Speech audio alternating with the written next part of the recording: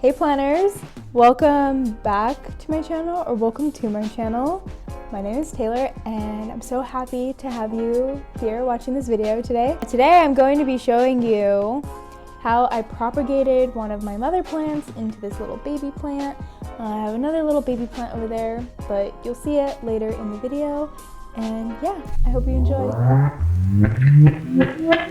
Plant day!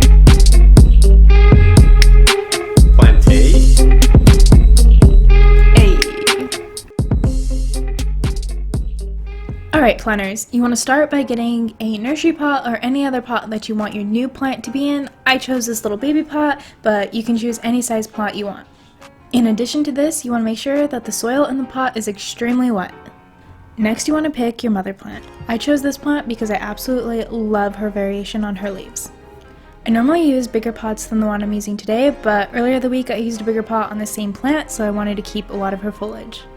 And last but not least, you'll need your cutting scissors. Please make sure that they are sanitized, for this is very important to not create any bacteria on your leaves or stems. Alright friends, looks like that's all we need for now. Let's get this party started. First thing you want to do is find a node on your plant. A node is the part of the plant where a leaf stems off from the stem. It's usually very swollen, as you can see here. I'm pointing to certain nodes. There's lots of nodes on this, so that's where we will be cutting. Here you can see where I took cuttings from this same stem earlier this week. It has already calloused over, so I'm ready to take some more. Okay, so now you want to grab your sanitized shears and cut directly below the node. Always below the node, that's how you'll get your roots and you're not just cutting your plant for no reason. So just make your incision and we're good to go. Here you can see from the single cutting, I have 5 nodes. So I'll have 5 leaves ready to go. I then repeated this process until I had enough leaves to fill the smaller nursery pot. So here I am finding the nodes again and locating the correct place to snip. And there you have it. Alright, now the fun part.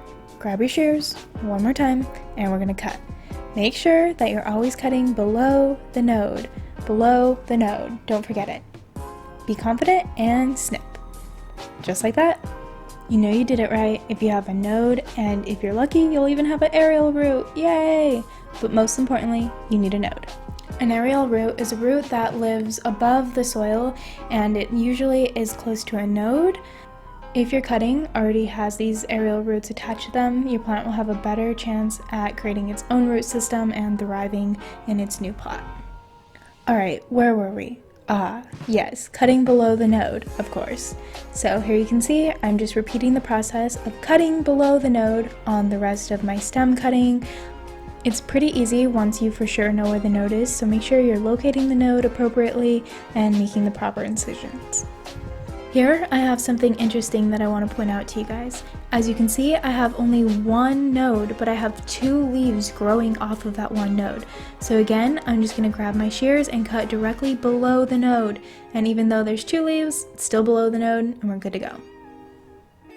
Once you finish cutting the rest of your stem cuttings, go ahead and just lay them out in front of you so we can start organizing them and figuring out how we want our new baby plant to look. So beautiful. Alright planners, time to get down and dirty. What you want to do is take your finger and literally just stick it in there. You want to create a hole that goes pretty deep, but not fully touching the bottom, because you want soil beneath the plant. Then you just want to take your plant, make sure the node is facing down, stick it in your pot, and bury it, squish it, tuck it in. There you go, just like that. Complete this process until you have all the leaves in the nursery pot. Then just top it with soil and voila, you're done. Feel free to top it off with some water if you want to set everything in place.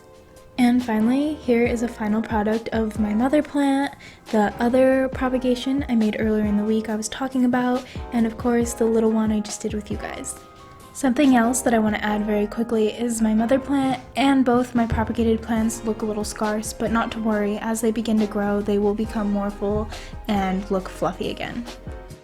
Well, there you have it planters. It's really that simple. You can really take any mother plant you have and turn it into a little baby plant. If you guys try to follow this method on any of your mother plants and you guys make little baby plants, please feel free to share them with me. I would love to see them. I'll link my Instagram down below, also my website. So if you want to get in contact with me, I'd love to see it. Thank you guys so much for watching. I'll see you in the next video. And remember, keep growing, continue strengthening, and always evolving. Bye.